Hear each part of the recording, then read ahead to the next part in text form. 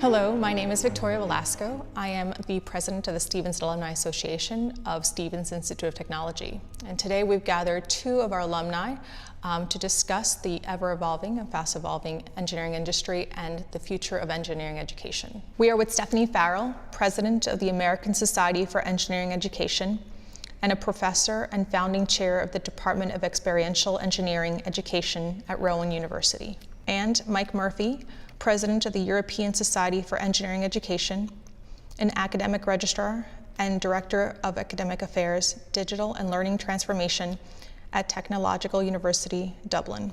Thank you both for joining us today. Engineering might have a little bit of a diversity problem. What can we do to increase diversity in engineering/engineering education? I think the two things go hand in hand there.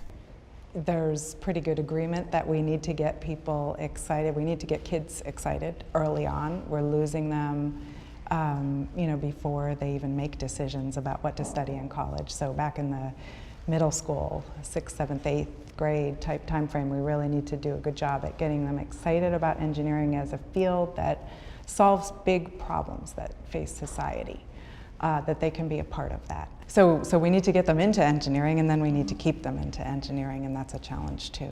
From the perspective that I come from, we have a situation in STEM subjects in Ireland, in universities, where there isn't sufficient gender balance on the faculty side, and in particularly in terms of university management as one goes up the levels, if you like, in terms of university management. And it's the government policy agency is addressing that through directives that are mandating certain steps to be taken, such as, for example, a vice president for equality and diversity to be appointed, such as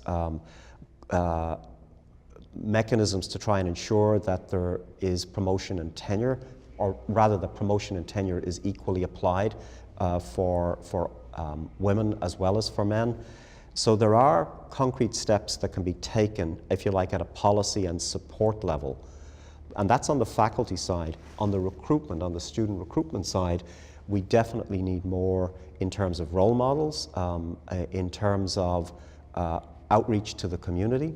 And again, from my time here at Stevens, the Stevens Technical Enrichment Program was a very good mechanism to try and ensure, or to try and help with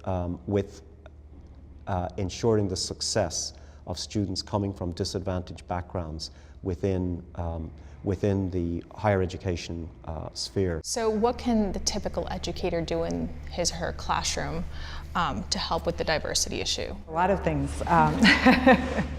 How much time do we have? So there are a lot of things that you can do on day one to signal that this is going to be an inclusive classroom and that the faculty member values diversity and inclusion. And to me, the two go hand in hand, and inclusion is just as important. So, start with a diversity statement or an inclusion statement on the syllabus, something that as a faculty member you really do feel personally committed to. It signals to the students that this is important. Talk about it with the class. Just take a couple of minutes on the first day and talk about it, why it's important to you. Welcome students' feedback. So that's one thing. I think another thing that we can do as we have a lot of content. We talked about how much content there is that we have to get through in technical classes. But think about the context of the examples of the problems and try to vary that so that there's something for everybody, because I think we tend to go with the most common examples or the examples that are available in the textbook, and they tend to be one type of problem. But if we can show students that engineering has different kinds of applications and can solve all these different really big problems that face society, I think that will go a long way towards engaging students who have different interests. You mentioned before the issue with diversity amongst faculty, perhaps preemptive. How do we get quality, diverse faculty into our classrooms that are equipped for this job? Not everybody that stands in front of a class of engineering students needs to be tenured faculty. So you can bring in role models who can teach specific classes, who actually are role models for the type of environment that those students will be going out and working in. They could be professional faculty, to use that phrase. They could be adjunct faculty that are brought in.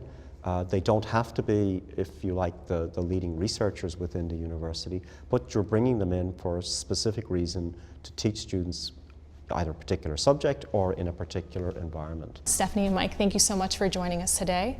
We hope you'll come back to visit us on campus soon. Thank you. Thank you. Thank you so much.